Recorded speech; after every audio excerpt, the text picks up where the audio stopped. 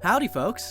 Most recently, I received a request from one of my Instagram followers asking me to discuss what supplements I take and which ones I think are nonsense or unlikely to be tremendously beneficial. So first and foremost, I'd like to preface this by emphasizing that no amount of supplements will compensate for consistently poor eating habits. The purpose of supplements is to supplement the nutrition you're already intaking and potentially provide extra boosts here and there in different aspects of training. While I normally do take a certain few supplements, I actually ran through my contest prep with little to no supplements at all, save for some digestive aids and maybe a little caffeine here and there as needed.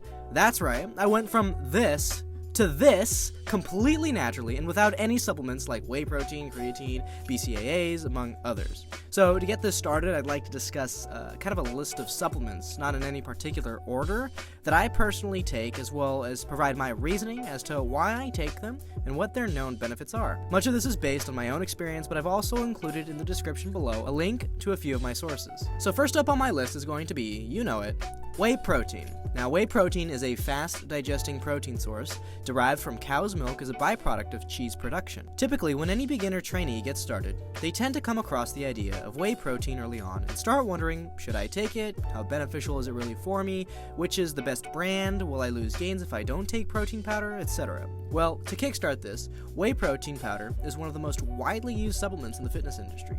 The reason being is that it is generally regarded as being well-researched, while known to improve athletic performance and recovery. Specifically, post-workout consumption of whey protein has been known to maximize muscle protein synthesis, which is essentially just the body's process for building muscle, as well as net protein balance, which indicates the difference between muscle protein synthesis and muscle protein breakdown.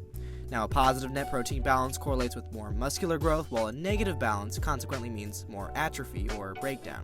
Now, in terms of a few downsides, I find that whey protein is probably not appropriate for those with a lactose intolerance or milk allergy. Additionally, I found that excessive consumption may lead to digestion issues or bloating, and the fact that a lot of these products are processed may mean that there could be unwanted or excess processed substances in there. There is also a lot of concern regarding the kidneys as well as the livers, but I found that most articles and studies don't necessarily support the notion that taking whey protein will automatically have an adverse effect on these organs. Rather, these cases are typically brought about by individuals with a family history of liver or kidney issues, as well as those with pre-existing conditions. As for my recommendations, the ideal amount of post-workout protein, in my opinion, and that of a few studies, is between 20 to 25 grams of protein, and from my personal experience, I find that about 1 gram of protein per pound of body weight each day should suffice when trying to build muscle.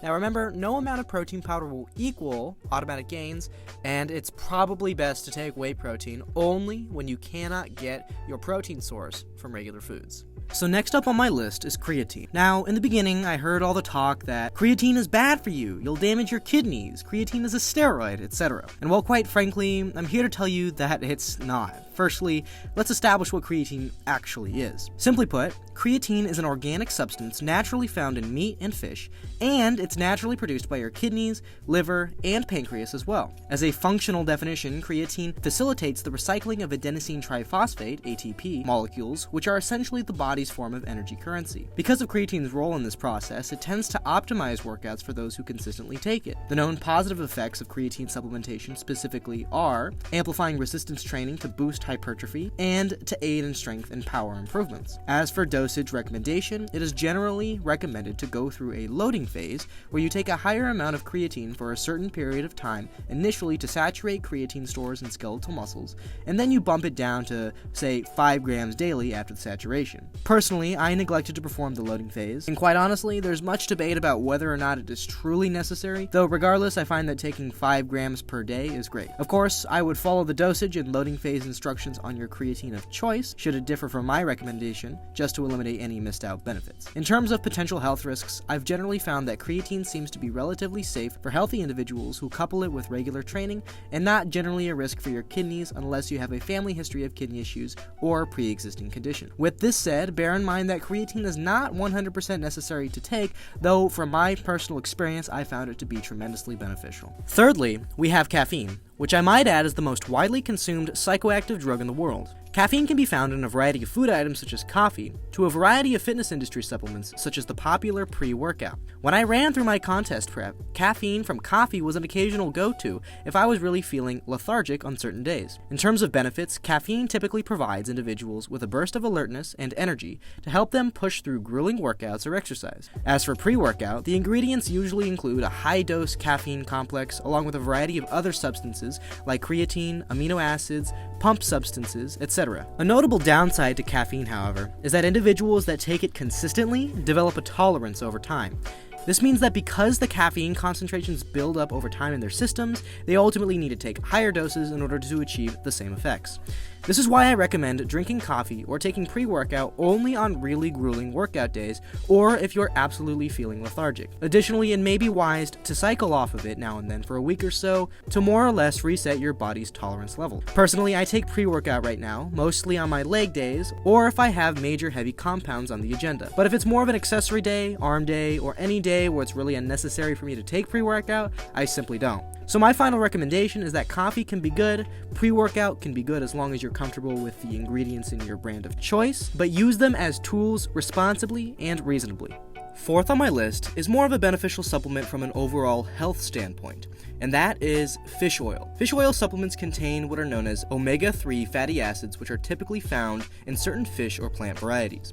Omega-3 fatty acids are generally regarded as being quite good for improving heart function, reducing some of the deadly outcomes of cardiovascular disease, reducing joint tenderness, and potentially aid in cognitive function. The latter, I should mention, is a bit inconclusive in a lot of the studies out there, but I know that there are some that attest to the fact that it does help them with general brain function. Unfortunately, the average individual does not get enough omega-3 fatty acids in their system from typical diet, which simply reinforces my recommendation to supplement with fish oil. In terms of dosage recommendations, I find that following the suggested use directions on your fish oil supplement of choice to be most optimal, though generally it should amount to at least some 300 milligrams or 3 grams of omega-3 fatty acids per day. Now the last one on my list is based mostly on my personal experience and body, which may of course differ from yours, and that is going to be digestive enzymes, or any form of digestion aid, as with fiber supplements for example. Now personally, I do not believe I have any underlying condition like irritable bowel syndrome, any form of gastrointestinal disease, etc. But when I am in a caloric surplus, I do tend to find myself occasionally not being able to digest my foods as quickly as I'd like. Whenever I'm feeling too full, or if I'm eating something heavy, for example, that my body doesn't normally process,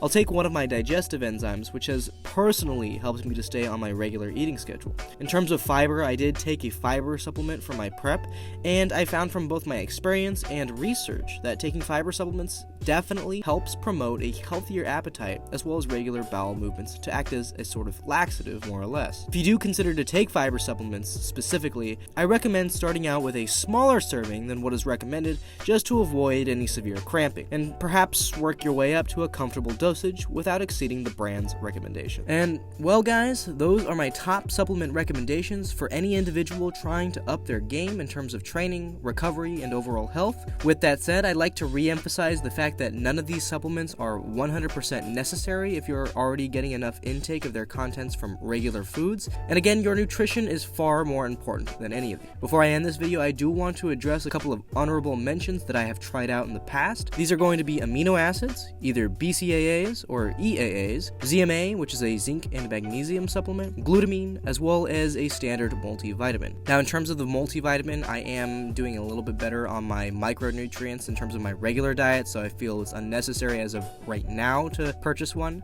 Normally I would recommend a good multivitamin, but as of right now, I'm just not personally taking it, so I'm not putting it on my official list. In addition, in terms of the amino acids, ZMA and glutamine, I have tried all of these, and I felt they were slightly beneficial in terms of recovery in my personal experience, but the scientific literature is relatively limited, and a lot of the studies are inconclusive, which is why I didn't include any of them on my official recommendation list as of right now. So yeah guys, that's today's video. I hope you all found this to be informative and helpful. Thank you so much for watching, and as always, stay gold, kings and queens.